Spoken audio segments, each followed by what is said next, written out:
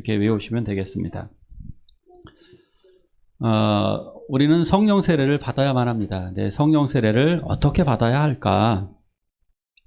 군대에서는 세례를 이런 식으로 받습니다. 네, 굉장히 많은 분들이 한꺼번에 모여서 세례를 받는데, 이때는 좀 어떻게 할까? 세례 교육 제대로 안 시켜요. 그냥 군대에서 이렇게 오라고 그래 놓고 그냥 막 예배에 참석한 그 군인들을 놓고 기도를 합니다. 이렇게 해서 세례를 막 베풉니다. 근데 이렇게 해도 되는 걸까요? 이래도 될까요? 안 될까요? 저는 이분들은 잘하신다고 봐요. 이분들은 잘하시는 거로 봐요. 그런데 우리 교회는 이렇게 하면 안 됩니다. 그러니까 우리 교회는 안 되는 이유가 뭐냐면 저분들은 군인들이 한 달 동안 스쳐가기 때문에 저 방법이 아니고서는 세례를 주기가 힘들고 그 세례를 통해서 하나의 그리스도께로 인도하는 접촉점이 되기 때문에 저것이 큰 도움이 됩니다. 그러나 우리 교회는 여기 교회에서는 충분히 만날 수 있는 기회가 있고 변화된 사람이 세례를 받아야 되기 때문에 우리 교회에서는 이제 성령 세례를 강조하는 것입니다. 그래서 올해 세례를 받아야 할 분들, 아까 황원주 집사님 간증하셨던 이제 유홍성 형제님, 그 다음에 윤종기 성도님, 그리고 우리 여무진, 거기다 또 기도하는 사람이 또 더 있어요. 제가 몇 명 더 있는데 올해 이렇게 최소한 3명에서 5명 정도 세례를 베풀고 싶어요. 물론 하나님께서 100% 더 많이 보내주셔서 더 많이 드리고도 싶어요. 그런데 우리가 세례를 받지만 진짜 우리 모두가 다 받아야 되는 것은 성령 세례입니다. 우리 모두가 성령 세례를 받아야만 합니다. 지난주에 우리가 봤던 말씀이죠. 세례 요한을 통해서 예수님은 세례를 받았습니다. 근데 예수님이 정말 받아야 될까? 이게 의문인 거죠. 예수님이 굳이 세례를 받아야 될까요? 분명히 세례 요한의 세례는 어떤 세례였다고 그랬죠? 죄사함을 얻게 하는 세례라고 그랬어요. 근데 예수님은 죄사함을 받을 필요가 없기 때문에 세례를 받을 필요도 없어요. 자, 두 번째, 국적을 바꾸는 거라 그랬죠? 메시아 왕국, 천국, 하나님의 나라로. 근데 예수님은 그것도 아니잖아요. 자신이 하나님의 나라 왕국 백성인데 뭐 굳이 세례를 받을 필요가 있을까요? 그렇진 않죠. 어떠한 그런 의미로 세례를 받았을까? 첫 번째 세례를 받으신 의도는 바로 이것입니다. 종의 형상으로 낮아지셨기 때문입니다.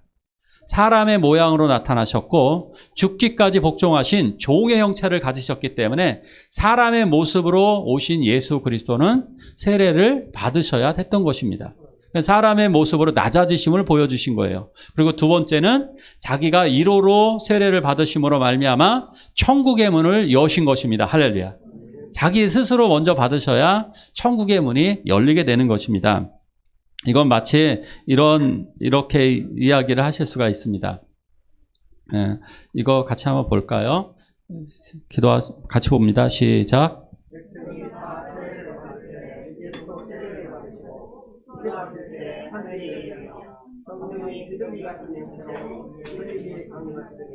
하늘로부터 소리가 나기를 너는 내 사랑하는 아들이라 내가 너를 기뻐하노라 하시니라.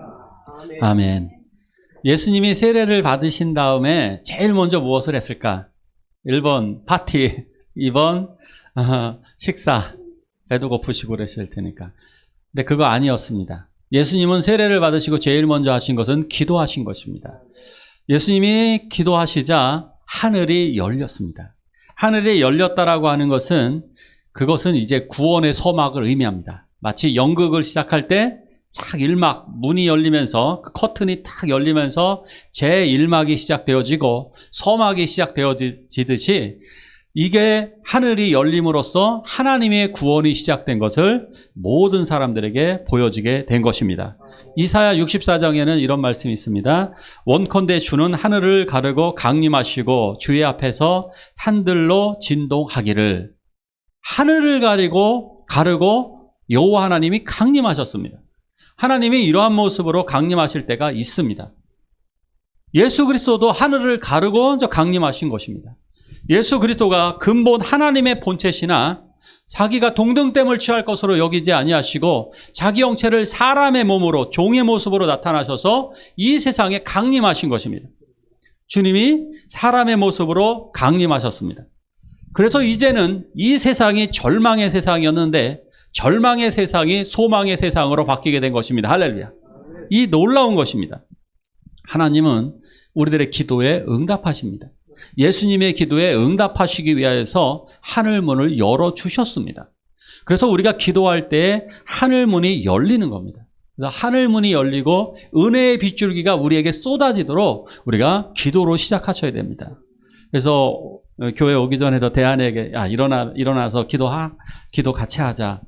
아침에 일어나서 기도하시는 것, 하늘 문을 여시는 겁니다. 그래서 하늘과 내가 만나는 겁니다. 하늘과 내가 만나고 내가 하나님의 나라에 있다는 것을 확인하는 작업, 그것이 바로 기도의 시작입니다. 그래서 일을 시작하기 전에 먼저 기도하는 겁니다. 또 기도하신 분은 일을 시작하시는 것입니다. 그리고 나서 이런 일이 벌어집니다. 하늘문이 열려지고 두 번째로 이루어진 것이 뭐냐면 성령이 비둘기 같은 형체로 그 위에 강림하시더니 성령이 강림하셨습니다.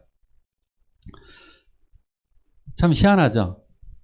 성령이 강림하시는데 왜 또 비둘기일까? 두 가지죠. 왜 굳이 저런 형태로 보여줘야 되나? 또 왜 또 비둘기처럼 내려오시지?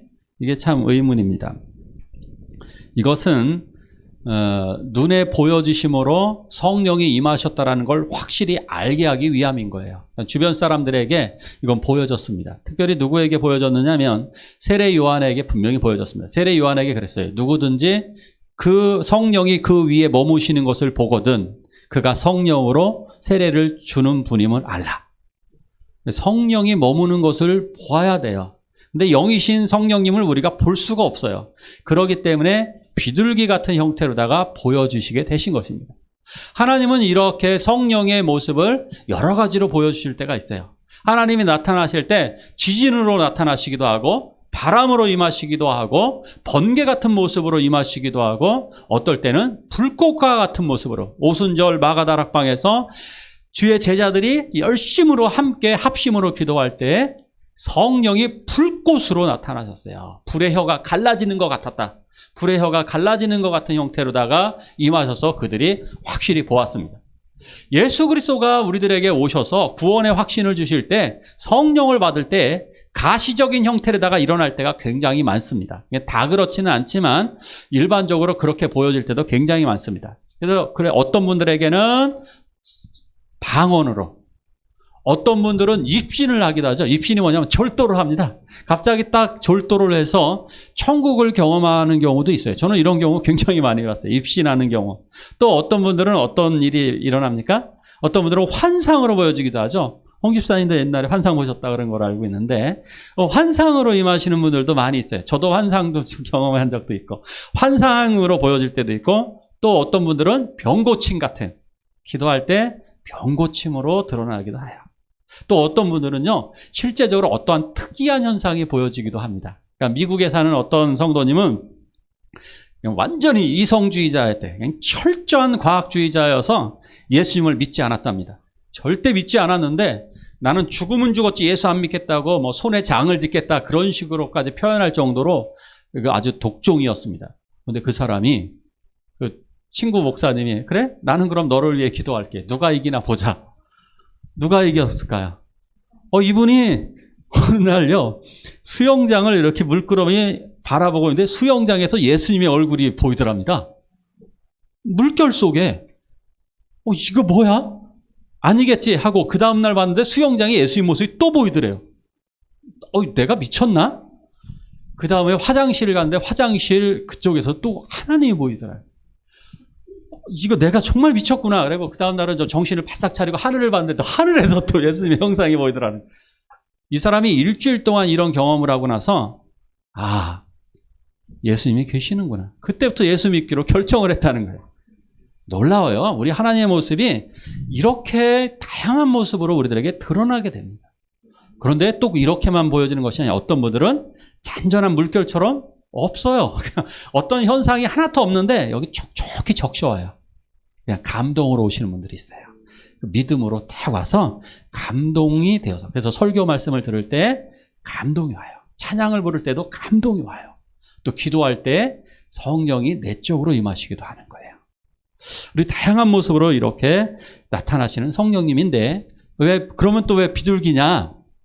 비둘기는 온유함과 순결함의 상징입니다. 그 하얀색, 특히 저 하얀색 비둘기를 얘기합니다. 하얀색 비둘기는 순결함과 온유함의 상징이에요. 그래서 예수님은 순전하시고 순결하시고 온유하셨습니다. 그래서 이렇게 말씀하시죠. 나는 온유하고 겸손하니 나의 멍에를 베라. 온유하고 겸손하다라고 스스로 말씀하셨어요. 예수님은 그래서 그 온유하신 성령을 받았다라고 하는 것을 가시적으로 보여주시기 위해서 비둘기 같은 성령이 그 위에 임하셨습니다. 말씀 같이 한번 읽어볼까요? 이 부분이에요. 자, 같이 한번 읽겠습니다. 시작.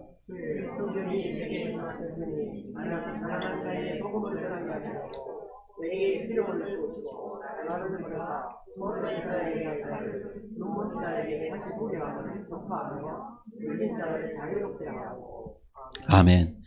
주의 성령이 임하신 것은 이제 인준입니다. 하나님의 메시아 되심을, 그러니까 예수 그리스도의 메시아 되심을 공식적으로 인증샷입니다. 인증샷을 보여주신 거예요. 우리가 어떨 때 인증샷을 딱 찍죠? 그거 확실하게. 빼도 박도 못하는 겁니다. 성령이 비둘기같이 그에게 임하심으로 말미암아 예수님은 사실상 인증샷을 찍으셨습니다. 공식적으로 메시아 되심을, 우리들의 구원자 되심을 많은 사람들에게 공식적으로 보여줘서 인증이 되신 것입니다. 인증이 되신 그 성령을 그럼 받은 이유가 무엇이냐? 바로 이것 때문입니다. 기름 부음을 받은 이유. 성령을 받았다라는 것은 성령의 기름 부음을 받았다는 거예요. 기름 부음 받았다는 게 하나님의 특별한 선택을 받았다는 거예요. 하나님의 특별한 선택을 받은 이유가 무엇이냐? 여기 말씀에 이렇게 나오죠. 가난한 자에게 복음을 전파한다. 그리고 포로된 자에게 자유. 포로된 자는 누굽니까? 죄악에 포로되어 있는 사람들. 이런 사람들에게 자유를 주시기 위해서 성령을 받았다는 것입니다. 그리고 눈먼 자에게 다시 보게 함을. 또한 눌린 자를 자유롭게 한다. 눌린 자. 우리 짐에 눌려져 있습니다. 우리가 짐에 눌려져 있어요. 때로는 자녀들 문제로 자녀들의 짐에 눌려 있기도 하고, 또 돈을 벌 것 때문에 미래에 대한 걱정으로 직장의 일에 눌리기도 합니다. 학생들은, 대연이는 공부에 눌립니다. 공부에 눌려져 있어. 우리들은 다 무엇인가에 눌려 살고 있는데 예수 그리스도가 우리들에게 오심으로 말미암아 우리들이 그곳에서 자유롭게 되는 겁니다. 그 자유롭게 되는 것이 뭐냐? 우리들이 하나님 앞에 이 시간 예배하는 거예요. 그 예배한다라는 거, 내 다른 것을 끊어낼 수 있다는 겁니다. 이것이 중요한 겁니다. 성령이 우리들에게 오심으로 말미암아 우리들은 세상과 단절이 되어지고 더러운 죄악을 끊고 하나님의 은혜를 받아들이게 되는 거예요. 이것인 것입니다. 우리들은 여러 번 설명해도 이것을 우리가 자꾸 잃어버릴 때가 있어요. 왠지 죄를 짓고 싶어질 때가 있어요. 사람이니까 죄를 지을 수밖에 없잖아 하면서 우리가 말도 안 되는 소리를 다 정당하고 있어요. 사람이니까 우리 죄를 져. 그런데 분명히 말씀드려요. 죄에서 끊어내는 게 자유로운 거예요.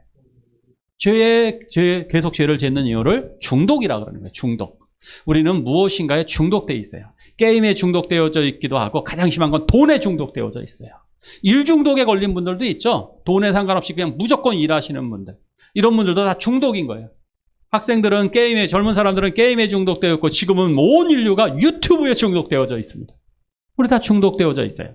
근데 이것을 끊어낼 줄 아는 연습을 하시라는 거예요. 그래서 이번 사순절에 제가 외식과 쇼핑 같은 거, 이거 진짜 끊어내는 연습을 하시라는 거예요. 내년에는 한번 유튜브 끊기. 한 달만이라도.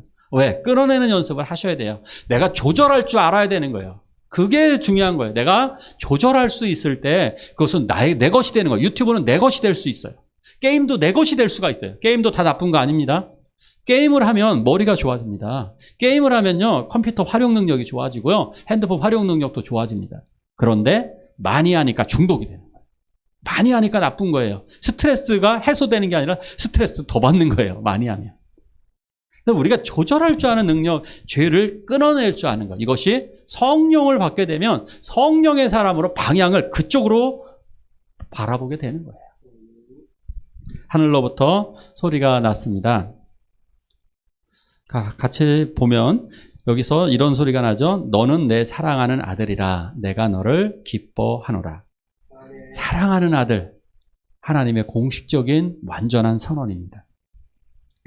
이스라엘에서는 왕의 대관식을 할 때에 공식적으로 선포하는 말씀이 시편 2편입니다. 그러면서 이렇게 선언하죠. 너는 내 아들이라. 오늘날 내가 너를 낳았도다. 내가 열방을 유업으로 주리라. 이 약속을 해주시는 거예요. 이게 대관식. 왕이 공식적으로 왕으로 임명받을 때 선지자가 이걸 선포해 주는 겁니다. 선지자가 이걸 선포해 줍니다. 오늘날, 너는 내 아들이라. 오늘날 내가 너를 낳았도다. 내가 열방을 유업으로 내게 주리라. 그거예요. 그 말씀이. 근데 공식적으로 이제 완전한 하나님의 선언이 있는 거예요. 하나님의 공식적인 선언이 있어야만 이제 메시아로서 하나님의 아들로서의 사역이 시작되어지는데 예수님에게 말씀하시기를 너는 내 사랑하는 아들이라. 사랑하는.